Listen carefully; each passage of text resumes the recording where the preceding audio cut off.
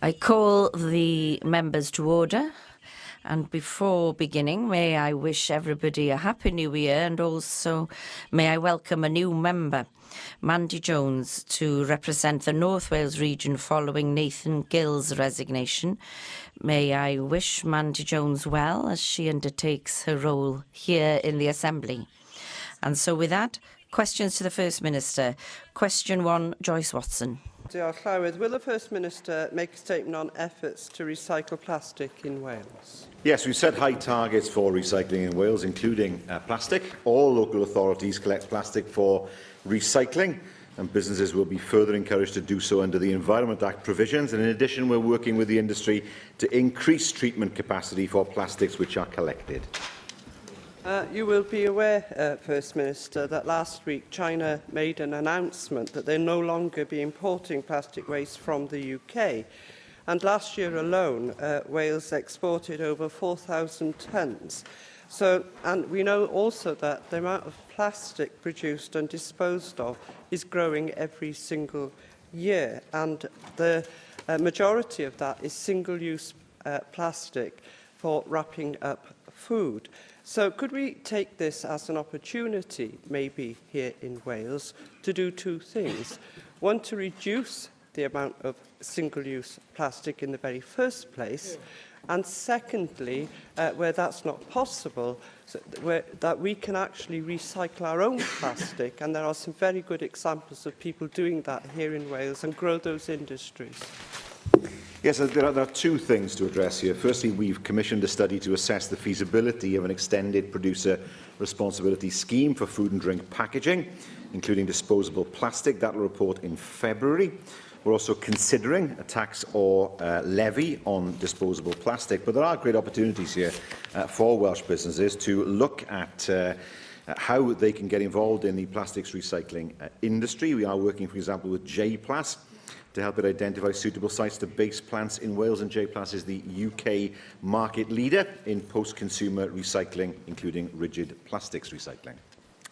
Russell George. Diolch, Llywydd. Well, I think there is universal agreement that China's decision will pose a big challenge to us in regards to recycling here in Wales in regards to plastics. By commissioning a recycling technologies plant which would turn end-of-life plastics such as light oil, wax or low-sulphur heavy fuel oil, we could create an ideal resource here for a wide range of industry applications. This could, of course, be an opportunity for Wales. Would you agree that it's now time that we end the present system of burning plastics and sending our plastics to landfill, and be the first country to treat its own plastic waste in a totally environmentally friendly way?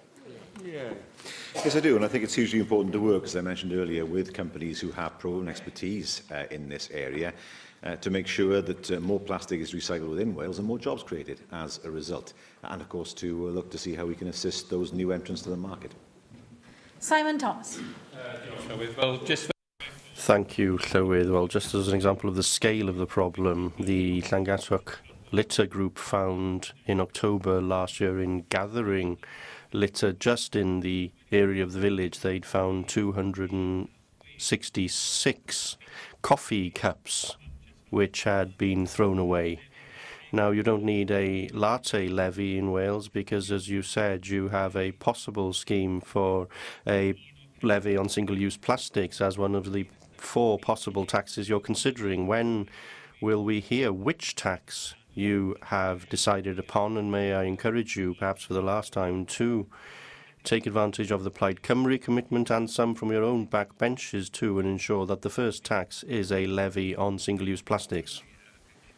Well, as I said, the first thing is to ensure that the report on manufacturers' responsibility with regard to food and drink packages, to ensure that that report is published, and it will be in February.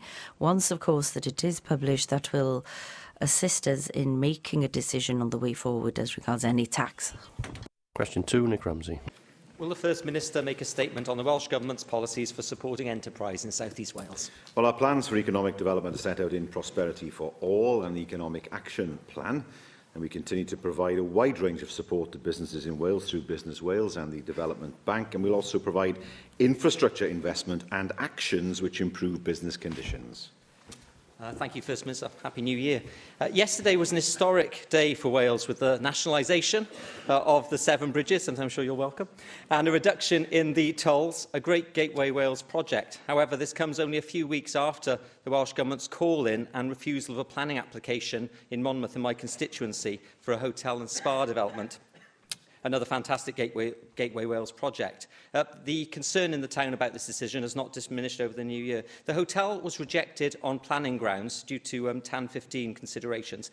Can your officials look again at either this decision or, failing that, look again at the TAN 15 guidelines? Because it does seem to be that this has been overzealously applied, and I'm concerned that it is starting to stifle economic opportunities across Wales, which otherwise would benefit the Welsh economy.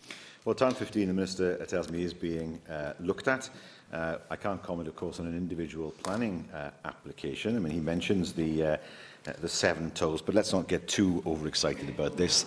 Of course, I very much welcome the return of the 7 bridges to public ownership. What the UK Government have actually done is to remove the VAT, which they cannot legally charge anyway, on the tolls, because they're coming back into public ownership. So yes, as far as the public are concerned, of course it's a reduction in the tolls, but let's not pretend this is some great concession by the UK Government, because they can't actually charge the 20% in the first place. What would be far better is if they got rid of the tolls altogether. Mick Anthony.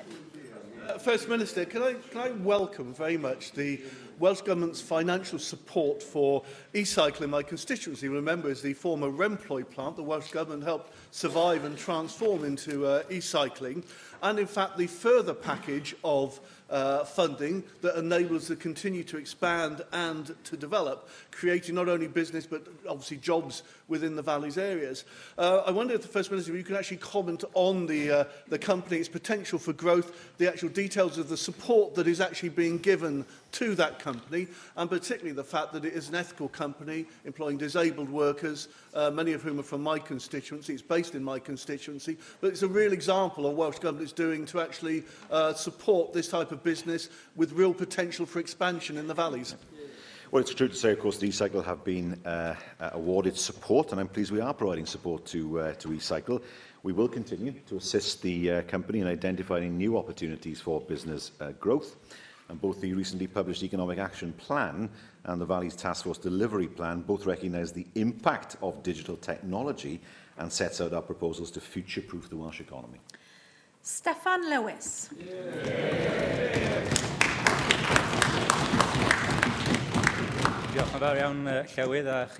Thank you very much, Llywydd and fellow members. His announcement by the Welsh Government to create a £50 million Brexit Preparedness Fund, something that will be essential for enterprise support in the South East and across the country. And I very much hope the Welsh Government has looked at the Irish models for support as we face separation from the European Union and the great economic uncertainty that is bound to entail as Theresa May continues her Brexit shambles. What assurances can the First Minister give enterprises across the country, and particularly in the South East, that this will be an accessible, straightforward fund that they will find simple to engage with, and that it will be targeted, and that they can deliver on its very good intentions indeed? Can I say what a pleasure it is to see the member here, and he will hear from the reception that he has received the goodwill of this chamber and the friendship that he enjoys amongst many in this chamber across parties. In relation to his question, the announcement yesterday was an announcement that indicates to businesses, to universities and others that we are putting money aside in order to help them to deal with the consequences of Brexit. What we don't know, of course, is what Brexit will look like, and so much of the detail has yet to be looked at. But we will work with all those affected to put in place an effective and simple scheme to ensure that the scheme provides the support that it's intended to provide. Cwestiynau nawr gan Questions now from the party leaders. Leader of the Opposition, Andrew Davies. Presiding Officer, could I also extend a welcome to the new member here today and endorse the First Minister's comments about how welcome it is to see Steffan back in the chamber here and wish him well in the weeks and months ahead that he has. And I'd also offer my congratulations to David Melding, who was recognised in the New Year's Honours list, a very worthy contribution to Welsh democracy and has been recognised by the New Year's Honours list that was put out this year. First Minister, we've all seen the pressures that have hit the Welsh NHS over the last couple of weeks, and especially those specific winter pressures. Were they predictable and were they preventable? Well, first of all, could I pay tribute to all our staff in all settings, the GPs, the paramedics, hospitals and social care for their remarkable efforts in responding to these pressures.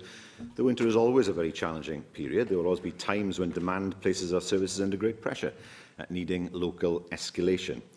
There was rigorous preparation in place, but the NHS in Wales has been under considerable pressure, consistent with that being reported in other parts of the UK. There was a professional response, more resources were made available, and the situation is now stabilising. Thank you, First Minister, for that answer. I do recognise that there are pressures across the whole of the United Kingdom, as we've all seen in the news. My first question was, were they predictable and were they preventable, some of the pressures unique to Wales, such as no GP out-of-hours service, as I'm led to believe here in Cardiff over the festive period. There was chronic waiting times over and above what we've seen in other parts of the NHS in the United Kingdom. Ysbyty Glan Clwyd, for example, less than 50% of patients who presented at A&E were seen within the government's own 4-hour wait times, and we already knew that wait times were excessive here in Wales as opposed to other parts of the United Kingdom.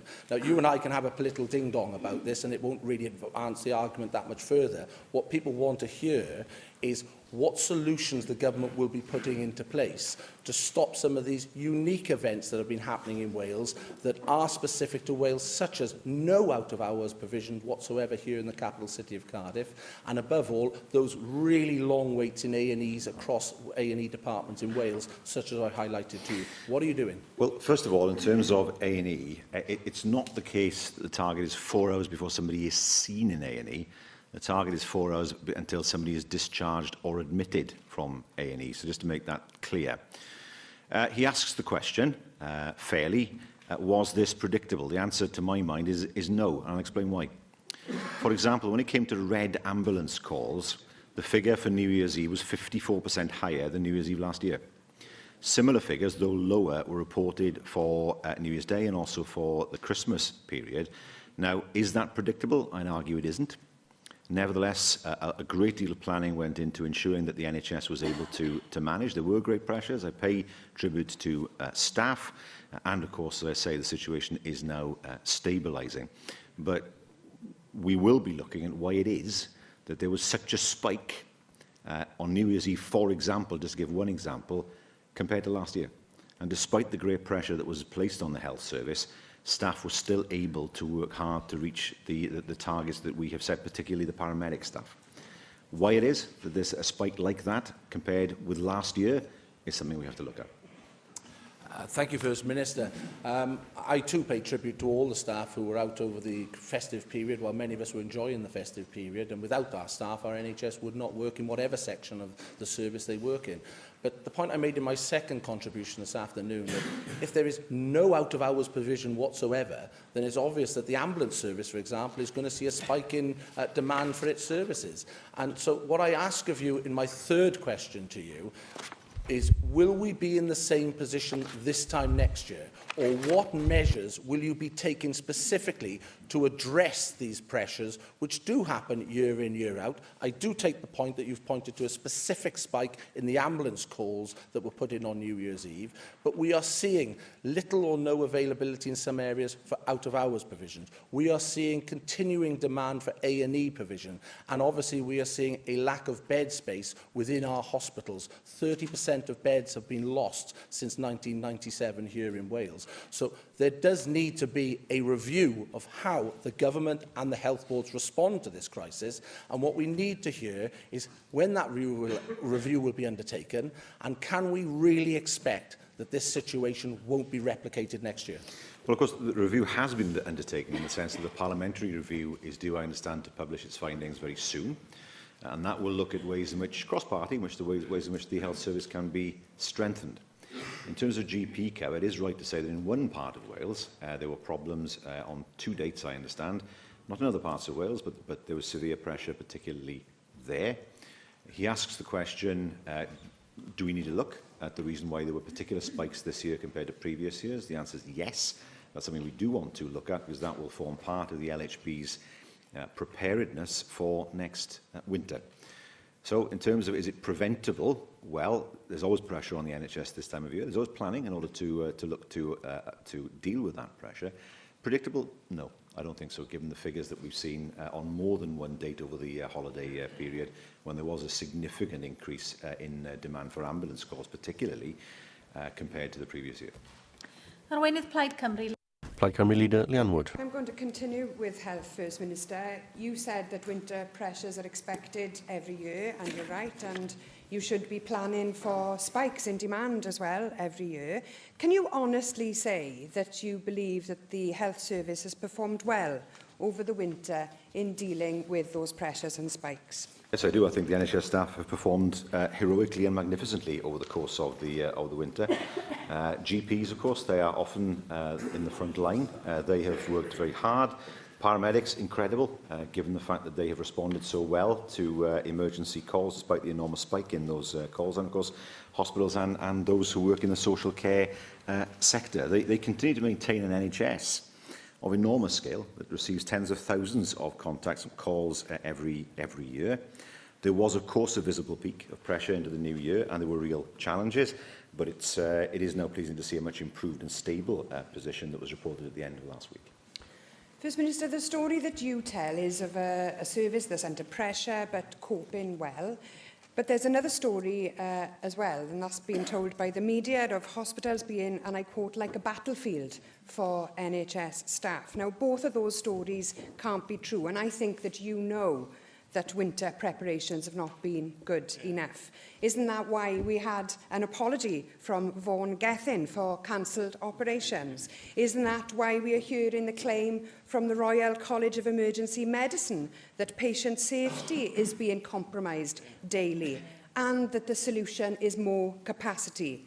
The Welsh NHS needs more beds, it needs more nurses, and it needs more doctors. £10 million announced over the weekend came with an admission that pressures across the health and social care are above those anticipated. Why do you underestimate these pressures every year?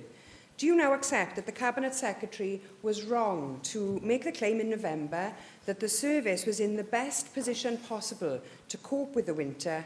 And do you accept that you were wrong to cut the number of hospital beds? Well, first of all, I think that the Cabinet Secretary was correct. Nobody could have predicted the kind of figures that we've seen over the course of the holiday period. I don't think any member in this chamber could possibly have predicted that. She mentions beds, but it's more complicated than that in my view.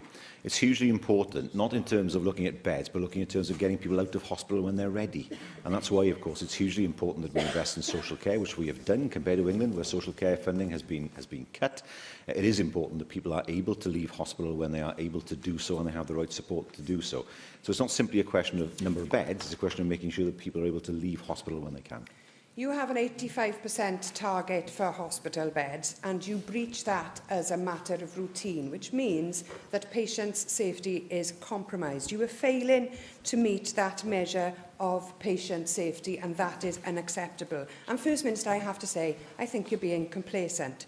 It's not just us, it's the Royal College of Emergency Medicine is also saying that the NHS staffing needs to be increased, and it's in you a gift to do that. Without nurses, without doctors and without specialists, there would be no NHS.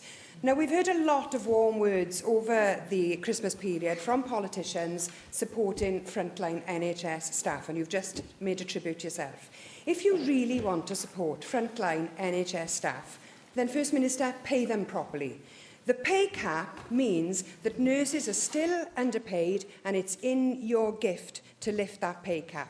Workforce planning is one of the most important tools that you have at your disposal, yet you won't embrace the need for a new medical training school in the north. No Westminster government will do this for us. It's Labour government. It's your Labour government's responsibility. A Cabinet Secretary, a Labour Cabinet Secretary, has now admitted responsibility for the lack of planning ahead of the winter pressures. It's time, First Minister, now that you did the same. Given that apology from the Health Secretary, will you now accept responsibility for failing to train enough doctors for the Welsh NHS? Far from it. We see that the recruitment campaign that we have put in place has been very successful in recruiting doctors. You can't recruit doctors at the drop of a hat, particularly A&E specialists. And it's hugely important that we have training facilities in place, but it's hugely important that the right professional atmosphere is in place to retain doctors and to attract them in the first place. It's not all about training people simply in Wales. We're not a medical autarky. Secondly, it is hugely important to understand that I believe the Cabinet Secretary and the local health officers have done their planning.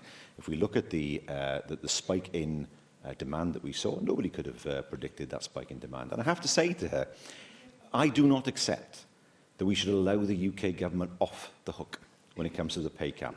Why on earth should the people of Wales have to fund the failure of a UK government to lift the pay cap? How can we justify to the people who vote for us that we should pay for something that the UK government should be paying for? I agree with her. I think the pay cap should be lifted. But why should the people of Wales have to pay for it when it's the UK government who have the responsibility to do it? An increase in pay in the health service carries a price tag of hundreds of millions of pounds. Where does the money come from? If we are to do that, then it means money coming out of the budget somewhere else. I don't disagree with her. I agree with her on the pay cap. She and I are in the same position. But I cannot agree with her that somehow we should fill in a gap that the UK government itself has actually created. Let the Tories pay to ensure the people of Wales are able to pay the staff of the NHS properly. Leader of the UKIP group, Neil Hamilton.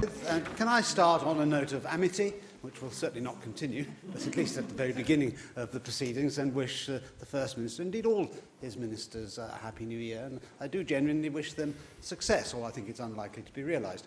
Can I return to the point which was raised by Stefan Lewis earlier on, and I'm sure everybody would agree with this too, say that it's actually an inspiration to us all for him to be here today, and if it's not too frightening a prospect, I'm right behind him in his battle against his terrible disease. But I welcome the transition fund, which the First Minister has announced.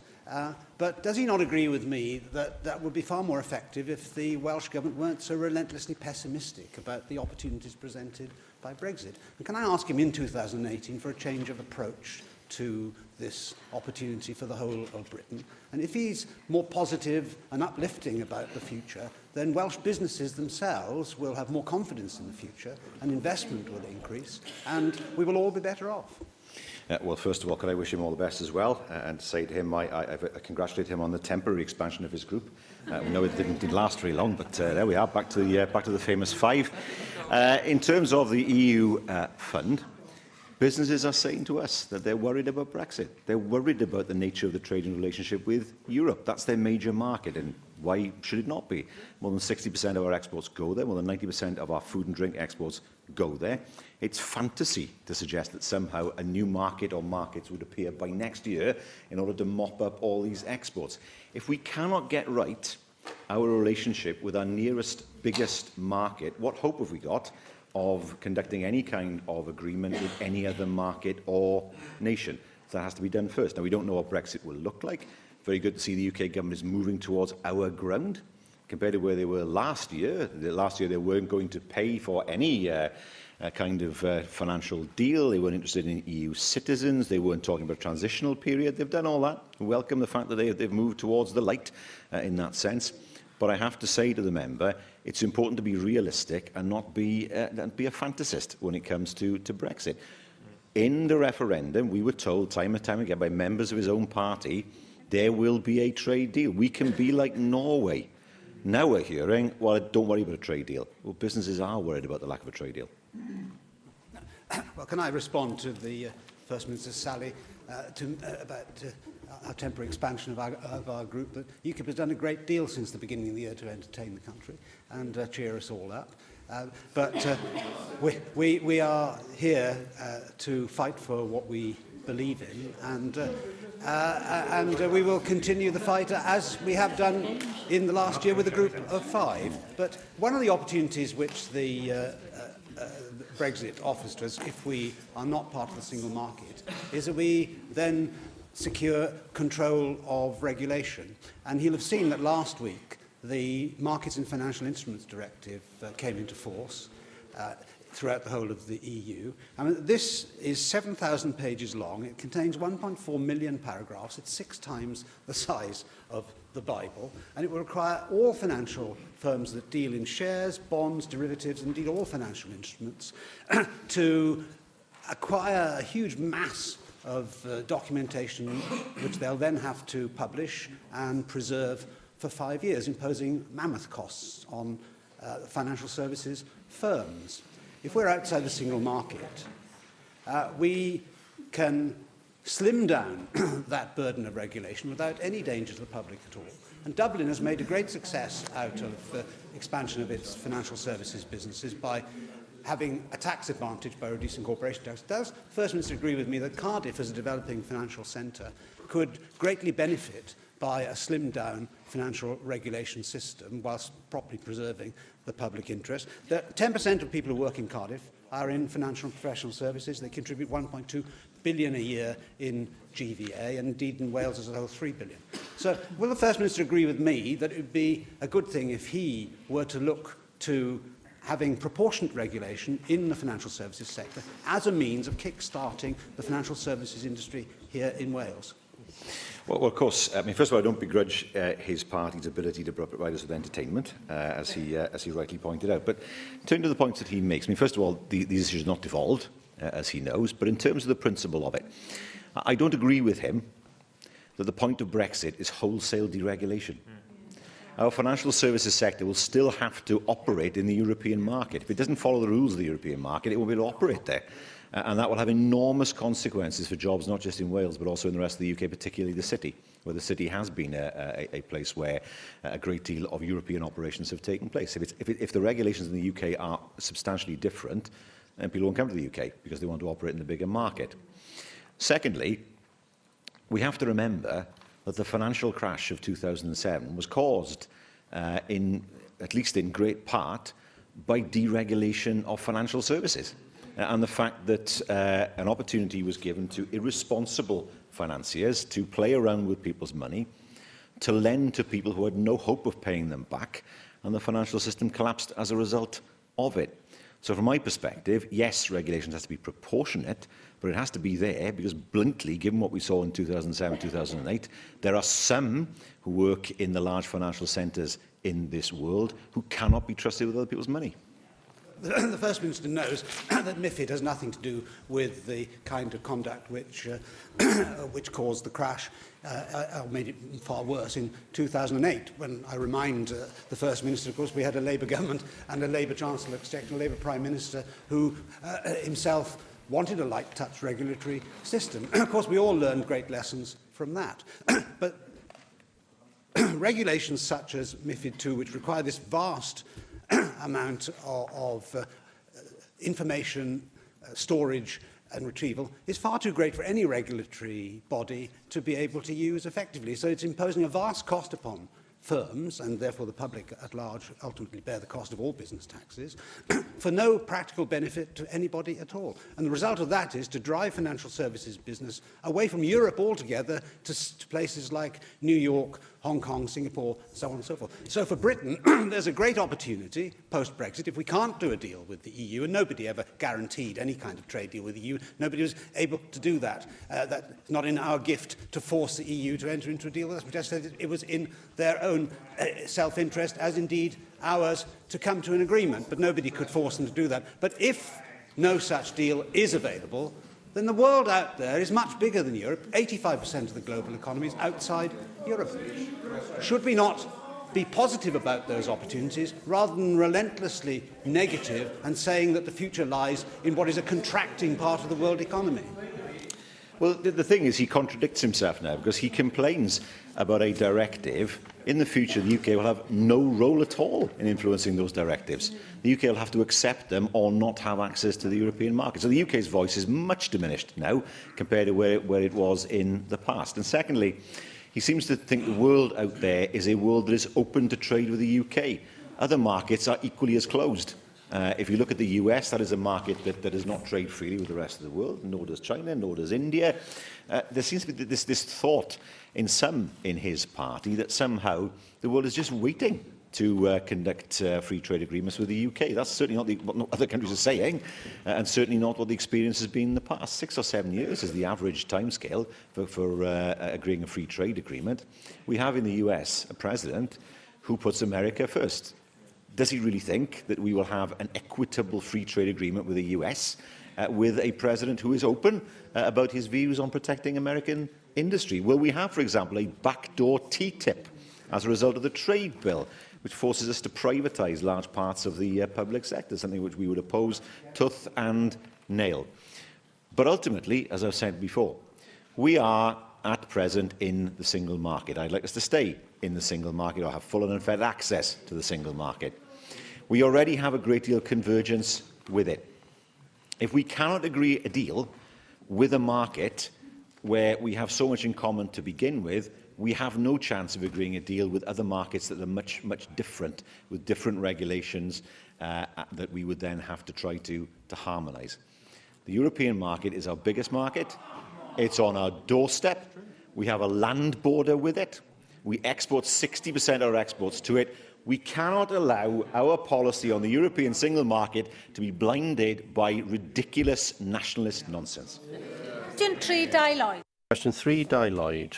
Thank you very much, Llywydd. Will the First Minister make a statement on economic development in South Wales West? This wasn't aimed at him, but may I say that our plans for economic development are set out in Prosperity for All and the Economic Action Plan.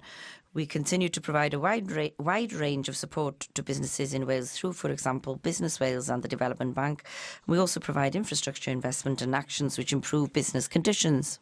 Thank you for that response, First Minister. Now, naturally, the latest GVA figures from the ONS show that the Welsh economy continues to perform worse than the rest of the UK, with GVA per capita only 72.7% of the UK average. We also have significant economic inequality here in Wales, with Neath Port Talbot in my region almost 10% below the Welsh average. Now, people feel that the area is being neglected, and they are not convinced that efforts of the City deal and the Valleys Task Force will deliver the necessary economic change for our communities, particularly in the valleys of the county. Do you agree, therefore, that the Welsh Government and Neath Port Talbot Council must do a great deal more to ensure that areas such as the Swansea Valleys and the Neath Afan Valleys must catch up with the rest of Wales and the rest of the UK economically? Well, may I say, in the first place, that Welsh Government did a great deal of work as regards securing the future of the Port Talbot Steelworks, and the Council and the UK Government did very little. But we worked with unions and the company to secure its future. A year and a half ago, it looked very shaky indeed. But we know that they are very good payers in the area, and of course by using the Valleys Task Force and also collaborating with the City deal, it is vital that that work continues. And may I say that it is essential that Neath Port Talbot considers itself as part of the Swansea Bay area in order to secure the economic future of that whole area. Assembly member, which is the best part of 7 years now, Welsh Government has given over £320 million of taxpayers' money towards businesses in Wales, which of course includes South Wales West. By October, just at the end of last year, we heard that less than £7 million of that total has been repaid to date, and even from a Welsh Conservative point of view, which embraces calculated risk, that's really a pretty poor rate of repayment. Will the and I quote this, the economic contract between businesses and government referred to in the new economic plan include a requirement that all loans are paid in full and on time, and contain the relevant provisions for enforcement? Well, yes, but she doesn't say that the loans aren't being paid on time. She says that a relatively small percentage have been repaid, which I would expect at this stage anyway, in terms of the process. Unless she is saying that we demand that loans are paid back in a time period that is not appropriate in terms of job creation. So, of course, we've always taken the position over the years of ensuring that money is recouped where that can be done. We've taken action to do that when it comes to grant funding, for example, and we will continue to do that. And I'm kind of reminded that the £60 million package that we put on the table ensured the survival of Tata for Talbot at the time when the UK government did nothing. We asked the UK government to deal with energy prices. They did nothing about that at all. We asked the UK government to deal with the issue of pensions. They did nothing about that either. Tata and ourselves worked together to secure the future of the steel industry in Wales as the UK government stood by and did nothing. David Rees. First Minister, I agree totally with the actions the Welsh Government has taken to support Tata, particularly in my patch, and the failure of the UK Government to actually have done literally nothing. But the question is, I want to expand upon Deilau's point, I think. Consequence of Tata and losing its workforce has meant that well-paid and skilled jobs have gone. And as we see in business industries and business coming in, they tend to be more the minimum wage and 0-hour contracts. What are you doing as a Welsh Government to actually encourage jobs into the area which are matching the skills and the pay levels that we are seeing lost? It's down to training, much of it. I mean, first of all, the economic policy of the late 80s and early 90s was to attract investment into Wales based on the fact that we had lower wage rates than anywhere else in Western Europe. Those days, thankfully, are gone. We now attract investment that is well paid. We have investors coming into Wales who would never have come here 20 years ago. They wouldn't have seen Wales as a place where they could get the skilled, well-paid workforce that they require. And that's why, of course, we have the Economic Action Plan. It's why we've put so much emphasis on skills through schemes like Jobs Growth Wales to make sure that our people have the skills they need to earn more when investors come to Wales and when they set up their own businesses. And that is the answer, to my mind, in making sure that we see GBA per head improve over the next few years. Question pedair.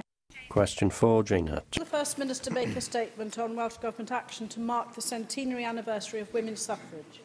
Well, we'll be fully involved in the UK-wide celebrations of the 100th anniversary of the Representation of the People Act, and more details on how we will mark that centenary throughout the course of this year will be made available this month. Thank the First Minister for that answer. In November 2017, data from the World Economic Forum showed for the first time a year-on-year worsening of the gender gap since 2006. In fact, the group predicts that it would take a century to close all areas of equality it monitors globally, well up from the 83 years predicted in 2016. They predict that women will have to wait 217 years before they earn as much as men and are equally represented in the workplace. So will you join me in backing Horateg's goal to make Wales the global leader in gender equality with their Fair Play Employer benchmark and embed this in the Welsh Government's Economic Action Plan? Yes, well, we work with businesses, trades unions and others on implementing the plan, the Economic Action Plan, and that will be informed by the advice and recommendations of the Fair Work Board. And because we've asked the Fair Work Board to provide recommendations to us, it wouldn't be appropriate to preempt their findings by committing to Horateg's benchmark at this stage, but I do welcome very much Horateg's initiative in developing the benchmark, which will help to support organisations to deliver gender equality in the workplace. Jonathan Saunders. 100 years after women obtained the vote and almost 50 years after the Equal Pay Act, it is outrageous that here in Wales we still have a gender pay differential gap of around 13%. Now, interestingly enough, the highest pay gap in Wales is in your own constituency of Bridgend, where it stands at a staggering 27%. First Minister, what actions are you taking or have you taken, perhaps looking at your own constituency, to address this, but more widely across Wales, because you are the First Minister and you are ultimately responsible for ensuring that there is genuine equality across Wales for both men and women? Well, first of all, we introduced a public sector equality duty in 2011 to address pay and employment differences, and specifically gender pay differences at that time. Those duties apply in Wales. They're broad, encompassing the need to understand and address the causes of pay differences for all people. And improving women's place in the workforce is a long-term structural change. We know there's more to do. The members said that, of course, through programmes such as our Agile Nation 2 project run by Chwarae Teg. We're seeing that with the right training and support, we can help women move into management and into senior roles. And, of course, as I mentioned earlier on, the Economic Action Plan will be informed by the recommendations that come through from the Fair Work Board. Sian Gwenllian. Mae'n bwysig.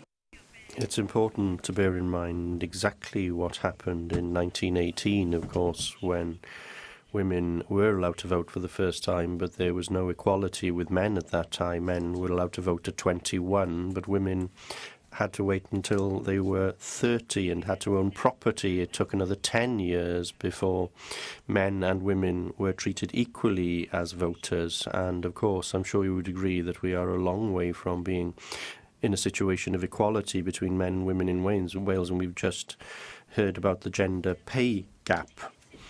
Now, would you agree that the Parliament That Works for Wales report, which suggests introducing a gender quota for the electoral system for the next Assembly elections, is something that should be pursued? And do you agree that if the Assembly adopts an STV approach, then it should be a requirement in law for all parties to introduce 50% women candidates and 50% men? Not against that in principle at all. There is a great deal to be discussed on STV, for example, and the method of electing members to this place, and the record of Welsh Labour. You only need to look at that here. But there are things for us to consider, and we should argue for equality between the genders in this place. I believe that's something that we should discuss to ensure that the good record that we have had over the years continues. Question 5, Julie Morgan. What assessment has the First Minister made of the impact on Wales of China's decision to ban imports of plastic? Well, I'd refer back to the answers I gave to the previous question, but I can say that our assessment is that Wales has a good bit of resilience to the ban because of our policies for high-quality recycling. In addition, we are working to get even higher quality and to increase the take-up of plastic recycling in Wales, so safeguarding businesses and creating jobs. I thank the First Minister for that response. I'm sure the First Minister would agree that stopping the use of plastic to begin with is the key to cut down on any exports that were needed. And does he think that one of the ways possibly of doing this is to offer incentives to local authorities to bring back drinking fountains into use?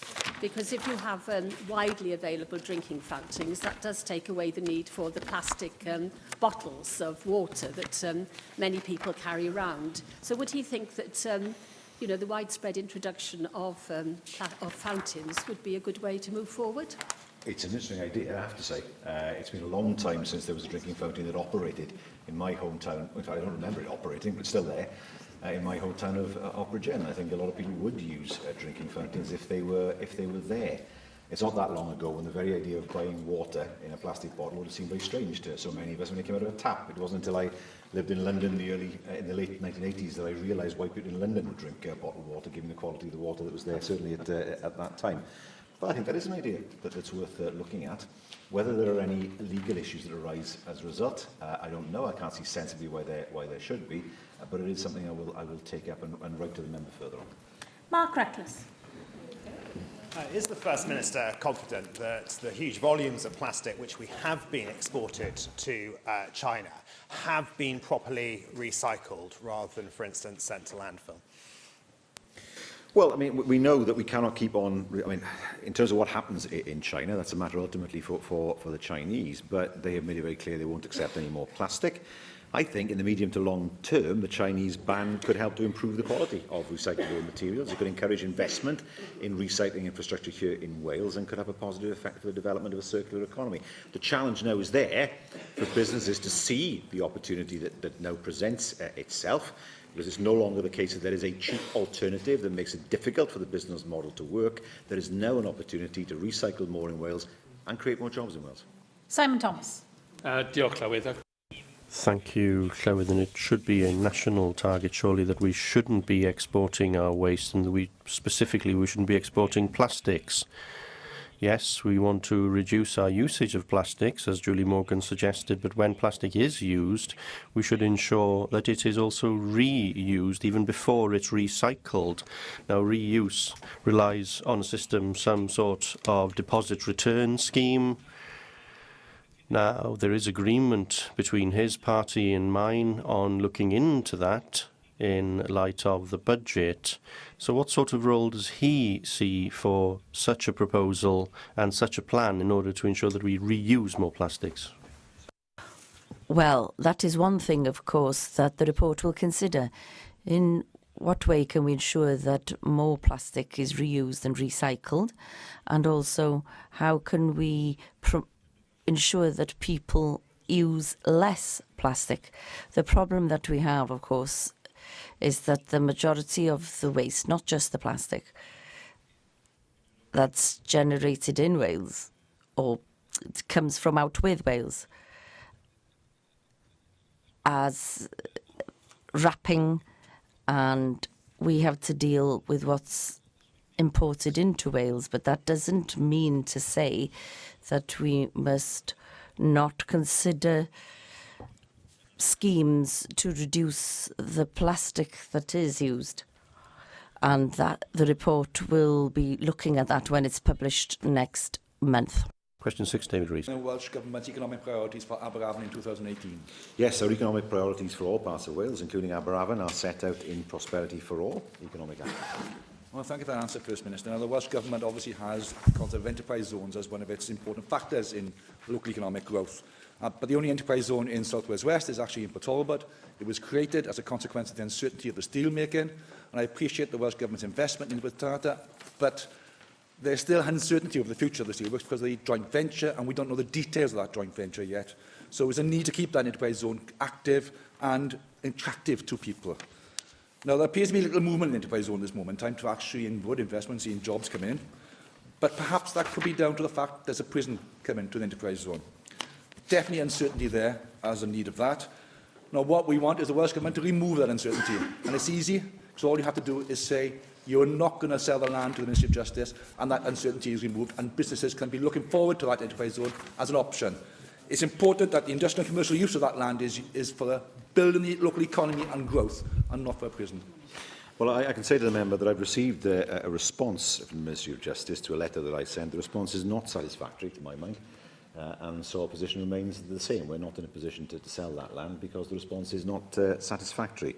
I can say, in order to assist him, that in terms of Port Talbot, some 37 applications from the Port Talbot waterfront were awarded financial support, a total value of £676,000 to help them to offset the cost of business rates. We have secured enhanced capital allowances for 3 specific sites within the waterfront enterprise zone in order to boost investment and employment opportunities for the area, and those ECAs will be available in designated areas within Baglan Energy Park, Baglan Industrial Estate and Port Talbot Docks. Question 7. Question 7, Bethan Jenkins. Outline Welsh Government policies to end homelessness in Wales. Yes, the Housing Wales Act 2014 has made a substantial and positive difference. There is still work to do. Our commitment to combating homelessness is demonstrated by the priority given to it in Prosperity for All, and we've seen significant additional financial investment in terms of dealing with rough sleeping, with housing, with youth homelessness and mental health. Thank you. We noticed as Assembly members that you made an announcement before Christmas of an extra £10 million into youth homelessness, with the intention to eradicate that in 10 years with £10 million.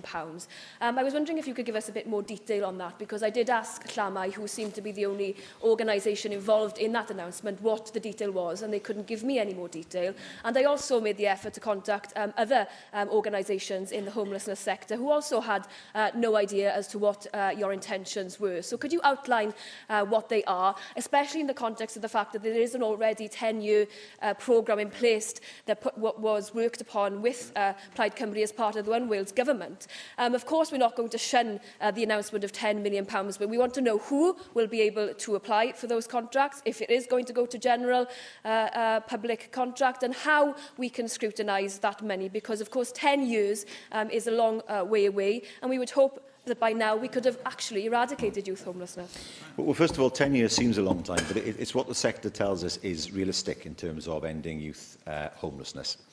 As far as the money is concerned, it will be available to any organisation that is able to meet the right criteria in order to help to ensure that homelessness is eradicated. But I went to Llafar before Christmas. I spoke to young people particularly who had been helped by Llafar. Llafar is one organisation amongst many, of course. And it was encouraging to see the work that they have been doing, the work that they do. But we want to work with those now in the sector to make sure that that money is put to best use with the shared intention of ending youth homelessness in Wales. Question 8, David Mel. Question 8, David Mills. To make a statement on local authority house building in Wales. Yes, house building in Wales is a key priority for the government. Local authorities are expecting to build 1,000 new council homes towards our target of 20,000 affordable homes. We're also protecting existing social housing stock by ending the right to buy. First Minister, I've said from this side of the House we would support the move to local authorities building social housing once more, if that was thought to be a strategic way of improving the level of house building. Just 16 homes were completed last year in the local authorities sector, 13 of those in one authority, Flintshire. So if they are going to become major builders, they will need to improve their capacities and skills in this area, and that needs to be considered now, because we face a 15, 20-year crisis if we don't start building many, many more homes. Well, of course, council housing is something that we want to encourage. We've done that financially. It doesn't mean they can plug all the gap themselves, but it's hugely important that they're able to make provision in their local area. I was with the member for Swansea East, Mike Hedges, recently, and I saw for myself the good work of Swansea Council in the Mynydd Newydd area of his constituency. Cardiff Council are developing 543 affordable new homes under their housing partnership programme. I know that Ynysmore plan to build 198 new council homes over the next 5 years. Flintshire is moving forward with developing 200 new council homes. And Carmarthenshire, just to make sure that everybody knows, I'm not picking on certain councils run by certain parties, through their affordable homes delivery plan do intend to provide over 60 new council homes over the next 2 years, in addition, of course, to the work that's been done in Swansea. Diolch i'r Prif Weinidog. Thank you, First Minister. The next item.